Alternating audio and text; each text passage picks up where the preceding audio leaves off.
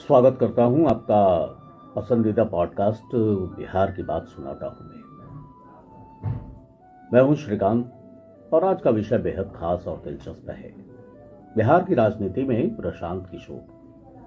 कौन है प्रशांत किशोर, उनकी रणनीति क्या है और उनकी ताकत और कमजोरियां क्या है, और 2025 के बिहार विधानसभा चुनाव में उनकी भूमिका क्या हो सकती है। आइए इन सभी पहलुओं पर विस्तार से चर्चा की जाए।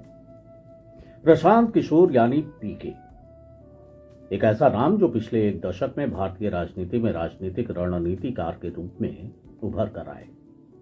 उन्होंने 2014 में नरेंद्र मोदी के लिए चुनावी रणनीति बनाई, फिर बिहार में 2015 में महागठबंधन की जीत में अहम भूमिका निभाई, लेकिन बाद में नीतीश कुमार से मतभेद के चलते जेडीयू से अलग हो गए।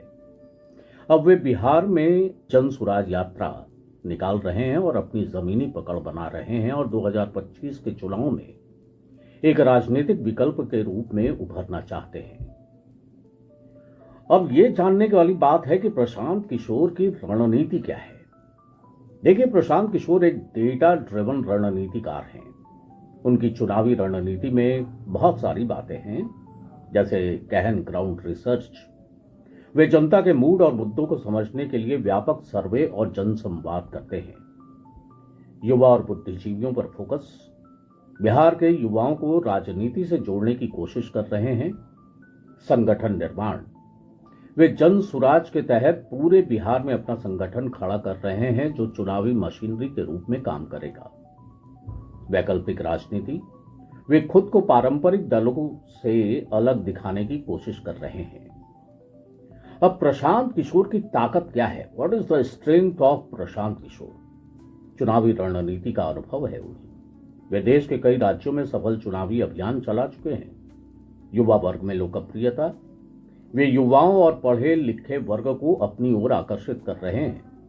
नीतिगत सोच, वे बिहार में शिक्षा, रोजगार और शासन में सुधार पर जोर देते हैं। भ्रष्टाचार और वंशवाद के खिलाफ अभियान, वे खुद को पारंपरिक राजनीति से अलग बताते हैं। लेकिन प्रशांत किशोर की कमजोरियों की जानकारी भी हमें होनी चाहिए। अस्थायी राजनीतिक आधार की कमी है। उनकी कोई मजबूत राजनीतिक पार्टी नहीं है। परंपरागत वोट बैंक नहीं है। बिहार में जातीय और क्षेत्रीय समीकरण हावी है, जहां पीके की अभी कोई मजबूत पकड़ नहीं दिख रही। मुख्य धारा की पार्टियों से टकराव है। वे जेडीयू, आरजेडी और बीजेपी तीनों से दूरी बनाए हुए हैं, जिससे गठबंधन की संभावनाएं बिल्कुल भी नहीं दिख रही। मुख्य धारा की पार्टियों के टकराव के साथ साथ नेतृत्व की अस्पष्टता भी है।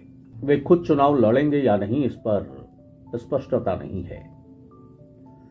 अब 2025 में बिहार विधानसभा चुनाव में पीके की रणनीति क्या है?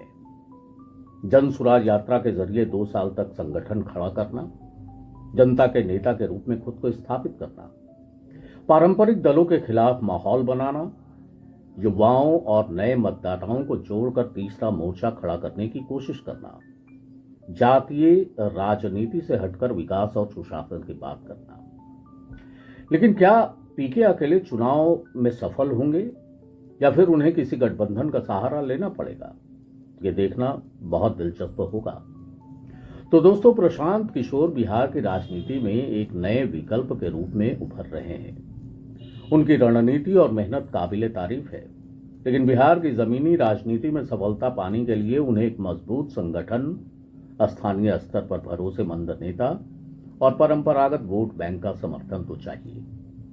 अब सवाल आपसे है कि क्या प्रशांत किशोर बिहार की राजनीति में बड़ा बदलाव ला पाएंगे? हमें आपके विचारों का इंतजार है। धन्यवाद। सुनते रहिए बिहार की बात सुनाता हूं, श्रीकांत सिन्हा के साथ।